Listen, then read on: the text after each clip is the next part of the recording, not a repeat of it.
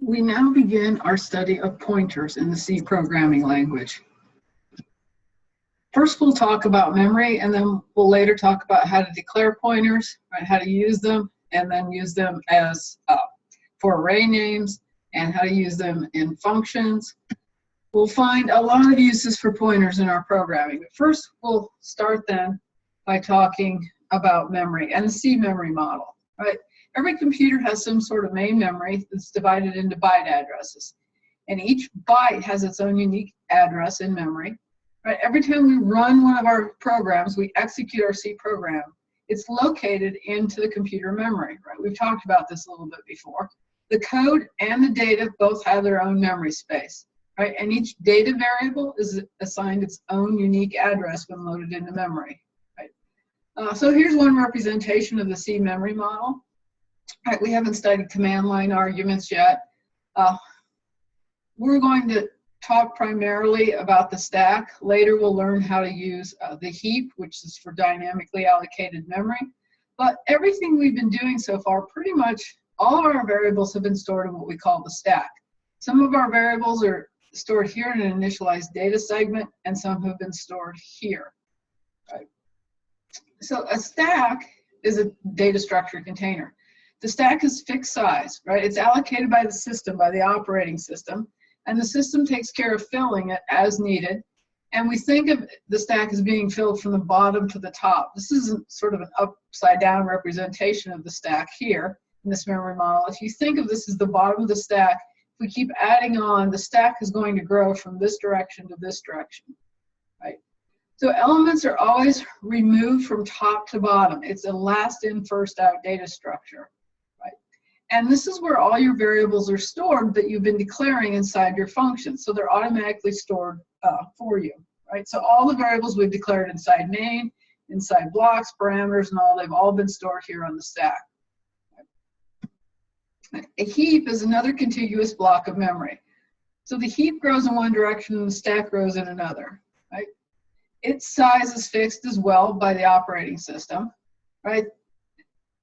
It maintains, what the heap has is addresses of memory locations that are not currently in use. So there's this free list, right? Memory that's available to our program.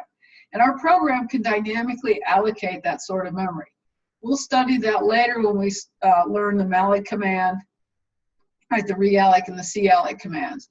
And we'll see then, at that point, we have to actually then control the memory and return it back to the program. Now, the stack versus the heap, why use one versus another? Stack memory is much faster access, but we want to take advantage of the stack whenever we can for execution speed in our programs. The problem is that the stack size is much smaller than the heap. So sometimes when we need more memory, such as if you had an array of 10,000 items, you might not be able to store that on the stack, and you would actually have to dynamically allocate that in your program and allocate it on the heap, right? The heap then has more memory. It's much bigger than the stack. It's slower, though, to access the heap, so we want to take advantage of the stack whenever we can. Right? There's other segments in memory as well. The text segment is also known as the code segment. That's where your executable program instructions go. The initialized data segment, well, when you declare global and static variables and initialize them to a value. So here's an example, static int si is initialized to 10, that would be stored in the initialized data section. Otherwise, if you declare global and static variables and don't initialize them, they go in the uninitialized data segment. Right? All right. What we want to do before we start learning how to work with pointers is we want to learn a new C operator. There's an operator called the Sizeof that's going to return the number of bytes that our data types take up in memory. Right? That's something that we need to be aware of. How many bytes are allocated for our variables? We know when we declare a variable, we give it a name and a data type when we declare it, and then at some point, there's also a value associated with it. If we don't initialize it, if it's declared within a function or within block scope, right, it has garbage. If we initialize it, then we have some known initialized value. Right, global and static variables that are not initial, or that we don't specifically initialize, those are automatically initialized to 0, as we've seen in an earlier lecture. But let's take a look here at what we know how to do.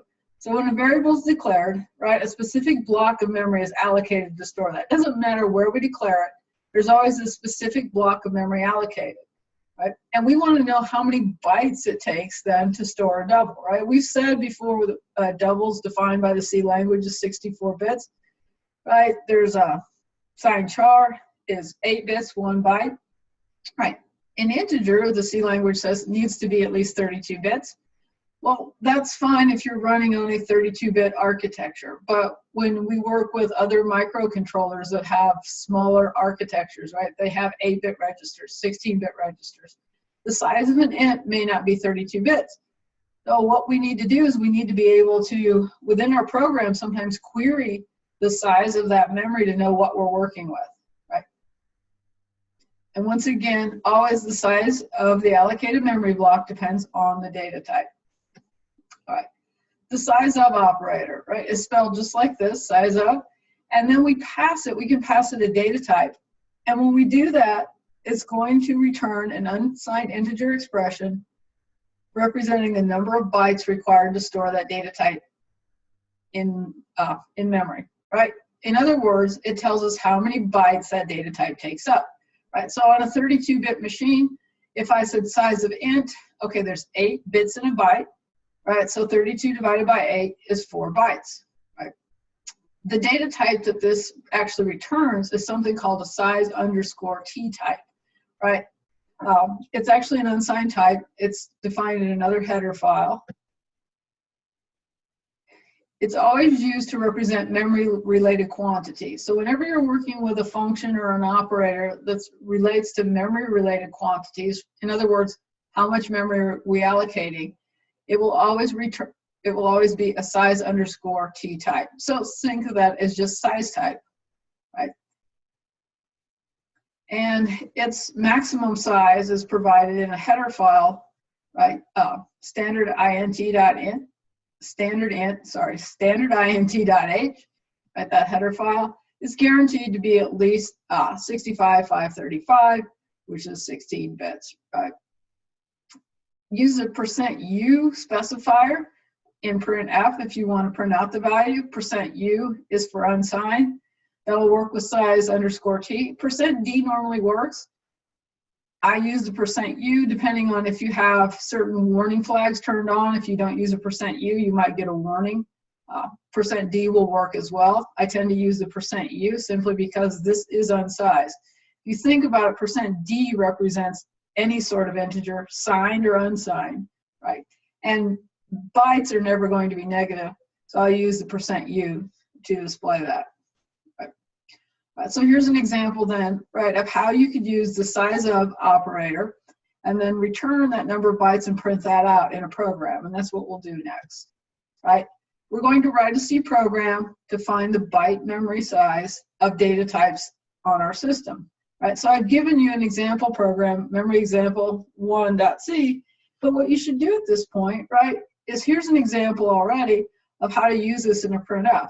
So why not try on your own to write this program to just print out the data size in bytes of different types and then take a look at the solution. Right, let me just go ahead then and pop that up. Right, stop the video, try this on your own.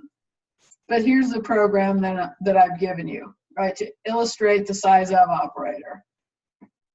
So actually, let's just run this, see its output, and then take a look at the program. All right, so its output, right, is how many bytes of memory do the following data types require? So it prints out this message, then it prints out all this text here, and it tells us here for these signed integer types that the size of a char on my system is 1 byte, right? The size of a short is 2, the size of an int is 4 bytes, right? The size of a long is 4 bytes, right? And then it prints out the unsigned integer types, right? So these are all bytes, right? Maybe I should have put something in terms of units here after this. And then floating point types, well, a float is 4 bytes, a double is 8 bytes, and a long double is 12 bytes, right? Running it here on my particular PC at this time. So this is really easy to work with, right? here are our printouts for our text, right? I'm going to print out the text here, size of char. I'm using a field width of 5 and then the U for unsigned. And all I do is simply call size of and pass it this data type, size of char, size of short, right? Size of int, size of long. Now, maybe I should make this a sign char. Actually, I probably should. Let's make this a sign char because we know by the C standard, it depends on your implementation whether this is signed or unsigned. So if I very specifically make this a sign char, right, if we build and rerun this, we're still going to see that it takes up 1 byte of memory. And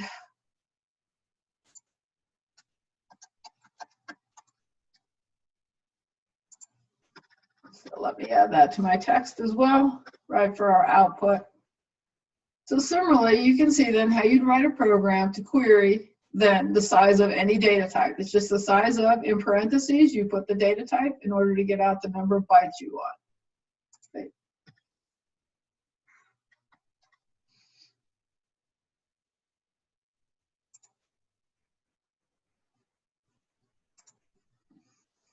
All right. Let's talk then a little bit about memory layout and addresses, right? Whenever we declare a variable, we said they're assigned a memory address.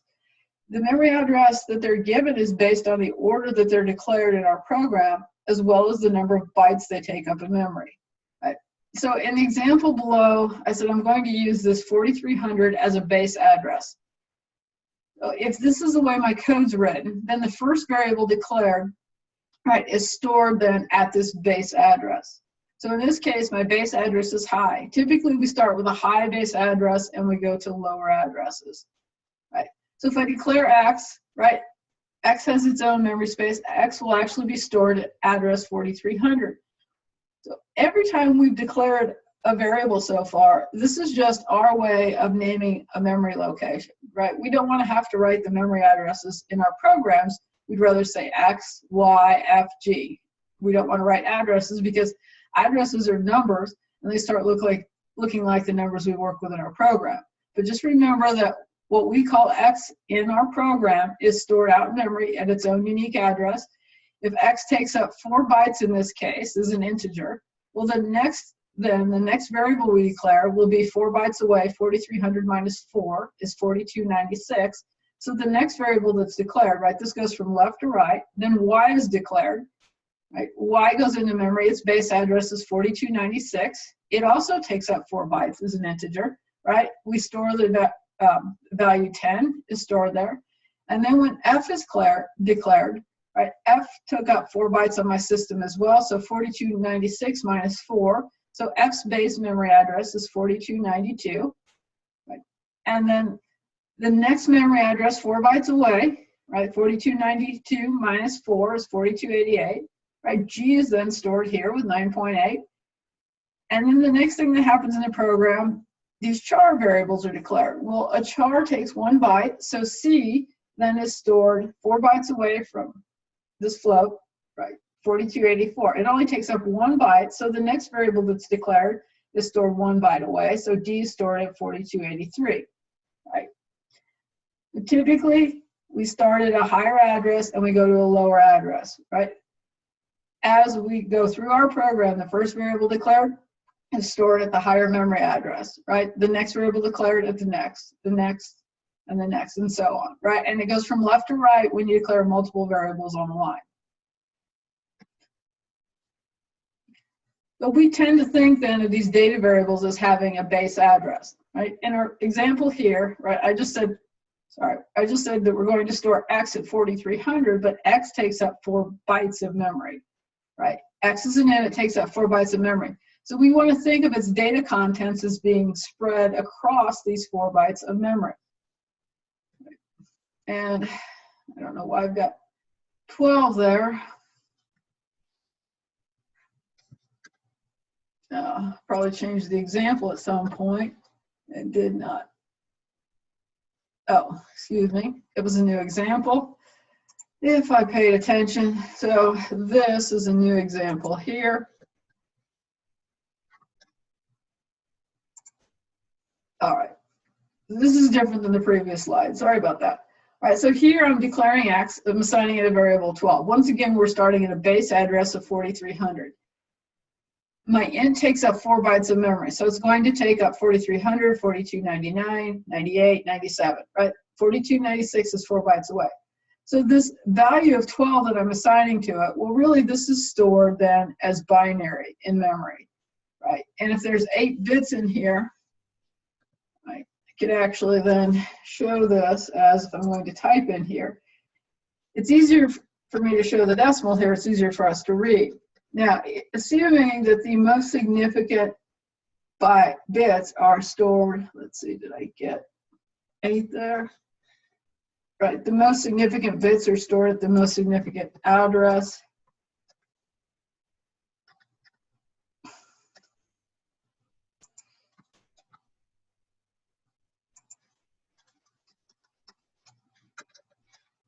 In binary, that's what a 32-bit 12 looks like, right? But it's just much easier for us as we study this to see the number 12 here and realize that it's spread out across these 4 bytes. So we always refer to the base address, right? And similarly, the next variable that's declared here is f. F is a floating point type, right? I assume that it also takes up 4 bytes. Its base address is 4296, right? The value 19.23 is stored there in memory, and it would be stored in 4296, 95, 94, 93. If we were to declare another variable after this, it would be stored at 4292, right? So let's go ahead and take a look at this program memory example 2 and see what it's doing and why it's generating that output.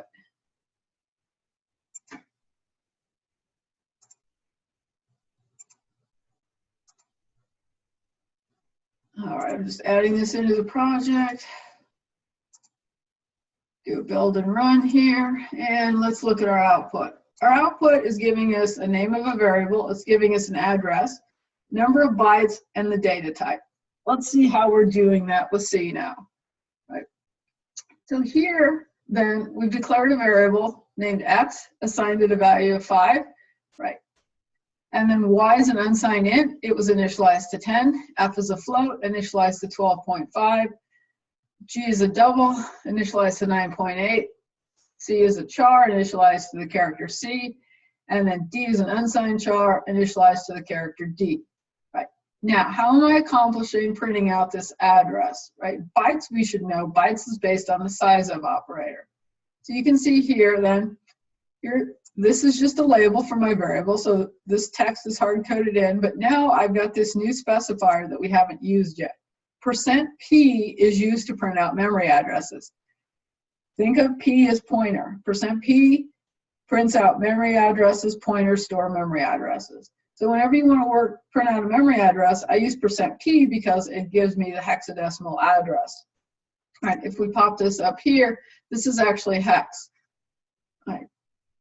And then %U I use for the actual number of bytes. And then you can see the label here, int. This is telling us then we're printing out the variable name, its address, its number of bytes, and its data type. Right. So to print out then the address of X, well, we've used the address operator in scanf, right? We've used this ampersand. We know that's the address operator, right? Well, we can use it to print out an address. So if I want to print out the address of X, the address of X then is substituted in here for the %P, and I see the hexadecimal address of that. Same way, the size of X is substituted in here for %U so we can see the number of bytes. And I've just done that for every single variable here. You can see these are all %Ps, right? And I'm saying the address of Y, the address of F, the address of variable G, the address of C, the address of D. All right, now let's take a look. All right, so FF, so 0C, right, there's my base address. Notice that these addresses are getting smaller, right? 08 FF, so 0028 FF08 is 4 bytes away from 0C. My addresses are getting smaller. So X, this is X's base address. This is Y's base address. Then F's base address is 4 bytes away from this, right? And then G's base address is 4 bytes away from this, but it takes up 8 bytes. So this then base address is, this address is, this one is 8 bytes away. This one is 1 byte away because a char will occupy 1 byte of memory. So you can see the difference here is 1 byte between EF7, EF6, right? The difference here between 04 and F8 is 8 bytes away for its base address. Right. Right. So the point of this is to just show that how many bytes these take up, what the base address of this in memory is in memory. We actually just want to use the address operator. We're going to start using that when we declare and assign pointers. So we want to become familiar just with the idea of addresses and memory space. All right.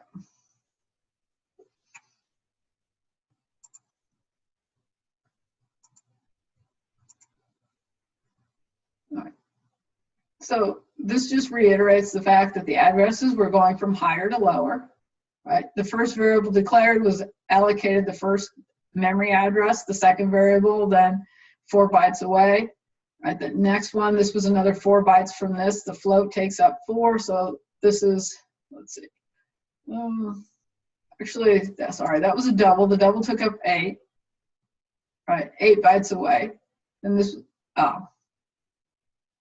then this is a byte away from this base address. Right. So we can see then how many bytes they take up in memory, and the fact that these addresses are going from higher to lower. That was our basic premise here. Addresses go from higher to lower, right? And they differ by the number of bytes for each data type.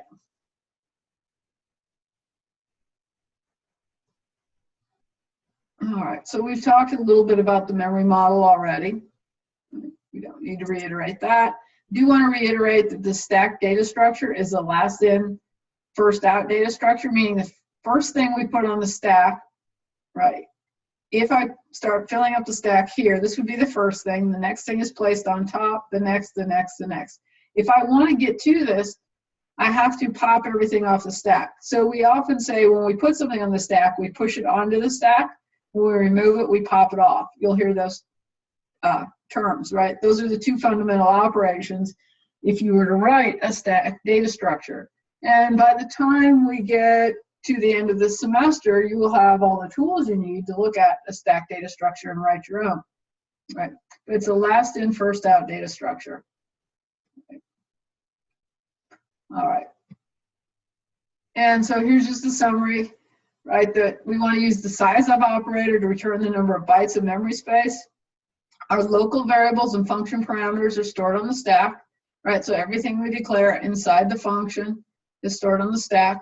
The first variable we declare has the highest memory address. The next variable has a lower memory address. The stack takes care of automatic memory allocation and deallocation, right? That's that auto specifier that we don't ever have to code, right? So the new thing here, Sizeof returns the number of bytes.